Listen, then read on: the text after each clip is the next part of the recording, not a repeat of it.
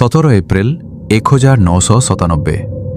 ଓଡ଼ିଶାର ଆକାଶ ସେଦିନ ମେଘାଚ୍ଛନ୍ନ ଥିଲା। ଭୂମିପୁତ୍ର ବିଜୁ ପଟ୍ଟନାୟକଙ୍କ ମୃତ୍ୟୁ ଖବର ପୂରା ରାଜ୍ୟକୁ ସ୍ତବ୍ଧ କରିଦେଇଥିଲା। କିନ୍ତୁ ଏହି ଶୋକ ସହିତ ଓଡ଼ିଶା ଆଗରେ ଏକ ବଡ଼ ପ୍ରଶ୍ନ ଉଭା ହୋଇଥିଲା। ବିଜୁବାବୁଙ୍କ ପରେ କିଏ? ରାଜନୀତିର ଏହି ଶୂନ୍ୟତାକୁ କିଏ ପୂରଣ କରିବ? ଜନତା ଦଳ ଭିତରେ କନ୍ଦଳ ବଢ଼ୁଥିଲା। କଂଗ୍ରେସ ନିଜର ବିଜୟ ପାଇଁ ପ୍ରସ୍ତୁତ ହେଉଥିଲା। ଠିକ୍ ସେତିକିବେଳେ ଇତିହାସର ପୃଷ୍ଠା ବଦଳିଲା।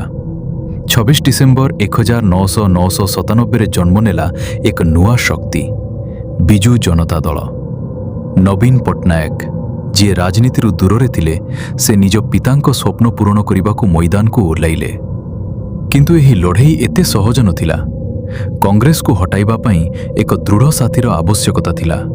ସେପଟେ କେନ୍ଦ୍ରରେ ଅଟଳ ବିହାରୀ ବାଜପେୟୀଙ୍କ ନେତୃତ୍ୱରେ ବିଜେପି ଶକ୍ତିଶାଳୀ ହେଉଥିଲା। ଦିଲ୍ଲୀରୁ ଭୁବନେଶ୍ୱର ଗୋପନ ବୈଠକ ଆରମ୍ଭ ହେଲା।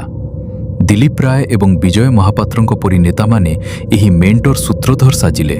ନୂଆଦିଲ୍ଲୀର ସେହି ବୈଠକ, ଯେଉଁଠି ଦୁଇଟି ଭିନ୍ନ ସ୍ରୋତ ଏକାଠି ହେଲେ, ଅଟଳ ବିହାରୀ ବାଜପେୟୀ ଏବଂ ନବୀନ ପଟ୍ଟନାୟକଙ୍କ ହାତମେଳା ଓଡ଼ିଶା ରାଜନୀତିରେ ଏକ ନୂଆ ସୂର୍ଯ୍ୟୋଦୟର ସଙ୍କେତ ଦେଲା।